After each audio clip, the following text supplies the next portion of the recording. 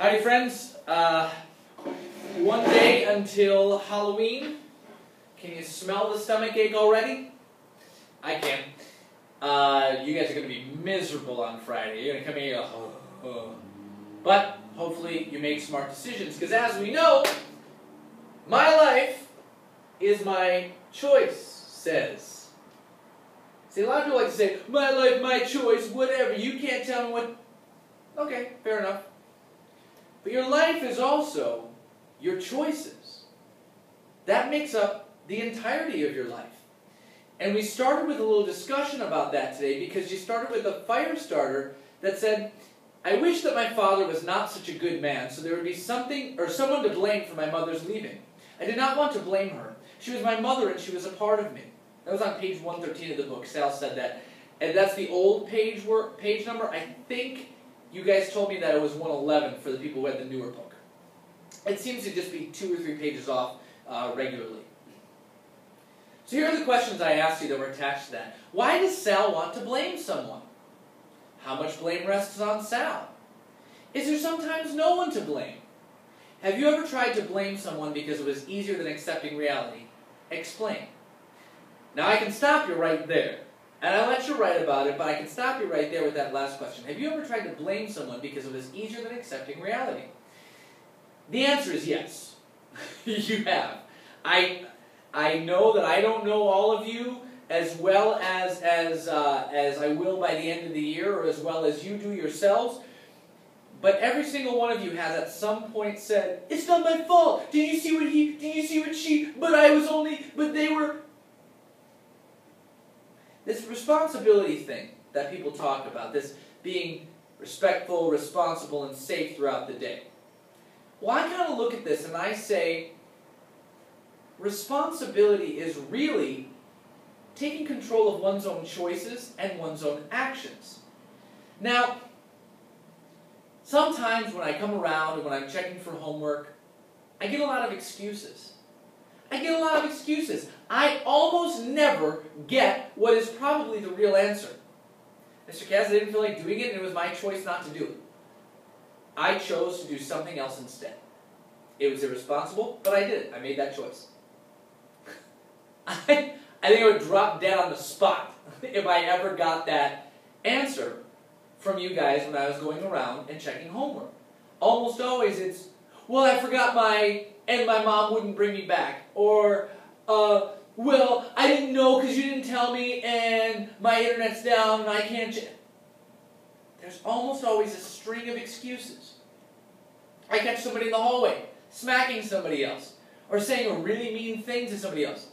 But did you see what she said first? Did you hear what she did? Or did you see what she did? Did you hear what he said first? Guys, the only thing we're in control of is our own actions.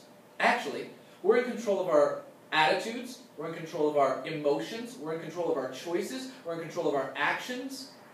That's all on us. See, when other people do something to us, even if that happens, or circumstances are what they are and things happen to us, we are still in control of how we react. And so, a lot of the time, situations we find ourselves in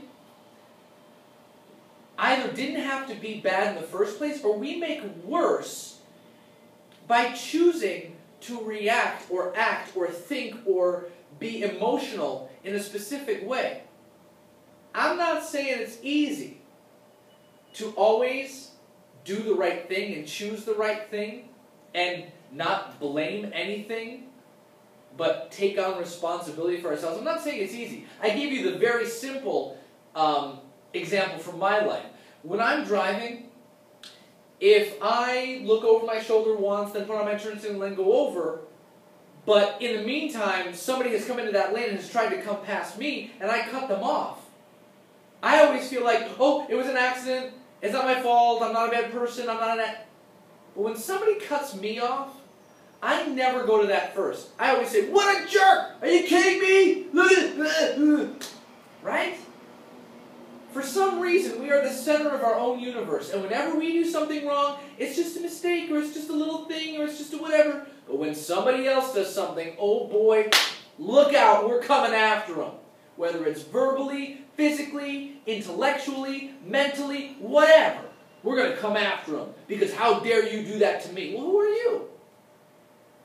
Some people like to say, well, who is you? Not proper grammar. I understand. What you're saying is, who are you? But really, who are you? I mean, we're all in this world and use this world at the same time and together. What makes you more important than somebody else? Or what makes somebody else more important than you sometimes is a question we have to ask ourselves. See, we make choices, and our choices have consequences. Have you ever thought when somebody's making fun of you that it's only because they're insecure themselves, or they have emotional problems, or they have all these things wrong with them, and maybe just not reacting to them will let them leave you alone? That's what a lot of them want, is a reaction. Well, you don't understand. They started laughing after that. Well, who started laughing? Other people that you don't care about? See, if you're not friends with these people, and you don't like these people, and they really don't have anything in common with you, and you don't think that you're going to be spending lots of time with them going forward, who cares what they think about you? And I know that's a really difficult thing to say because, you know, I really don't care if you guys like me or not. I would obviously prefer it, and I'd love for us to get along and for us to be, you know, friendly with one another. But I got a job to do. And if you don't like me, if you don't like the way I do it, well, that's your choice. And I like to take feedback, but ultimately, if what you think I should be doing runs in conflict with what I know is best for you, or what I believe is best for you, given all the information from all of my different research that I do, I'm sorry. I'm going to keep doing things the way that I'm going to do them, and I'm going to expect that you adapt to them because I'm doing what's best for you. See, we have control over our own choices. Now, we read actively and filled in our organizers after we talked about that a little bit at the beginning. But for your homework, you were expected to read through chapter 22. And I'll let you pause this if you haven't read it yet, because there's a spoiler alert in here a little bit. Not really a spoiler alert, but we got a lot of plot stuff, okay? Press pause now. Phoebe's mom left, okay? And again, consequences for actions we talked about in class. Sal, even when she was telling Dad that Phoebe's mom left, she said, well, Phoebe's mom said she was coming back, but I don't believe it. Well, she doesn't believe it because that's what Sal's mom said, and Sal's mom didn't come back. So, all of this stuff, there was some stuff about, you know, Ben and Sal's relationship that was going on, but a lot of stuff that was happening here was mostly furthering the plot, and so there's not a ton for me to talk about, but I do want to talk about on the last page that you read for homework tonight, or that you're going to read for homework tonight, or that you read yesterday, or that whenever you get to this, is on page 141 in the old book, but it's the last page of chapter 22 which you had to read for homework. And it said, Sal and her father are talking, and she's saying maybe there's some sort of other explanation for why Mom left. Maybe you know, someone blackmailed Mom and made her go to Idaho. And Dad said, Sal, your mother went because she wanted to go. Sal says, we should have stopped her. Dad says, a person isn't a bird. You can't cage a person. It's true, we're not in control of other people's actions. We're only in control of how we react to things. And that's why I put down, my life is my choices. Because there are people I know who are extraordinarily wealthy, who are extraordinarily unhappy. I'm thinking of a friend of mine right now who has an awful lot of money, but he's not well liked by a lot of people because he's mistreated a lot of people in his life. And so oftentimes when he needs things, he finds himself alone. And it's sad to us. I mean, he's our friend, and we're there for him, but oftentimes he doesn't even feel comfortable asking us for help because he knows how shabbily he's treated us in the past. And it's true, when we make choices in life, things happen a certain way. And it's hard for us to look into the future when we're so bogged down by the emotions of right now. We want to react, we want to act right now, and we want to show how upset we are with our situation. We want to let people know how they should be acting. you know what? We're only in control of ourselves. Eventually, the world works out a certain way for people who continuously put a certain kind of thing into it.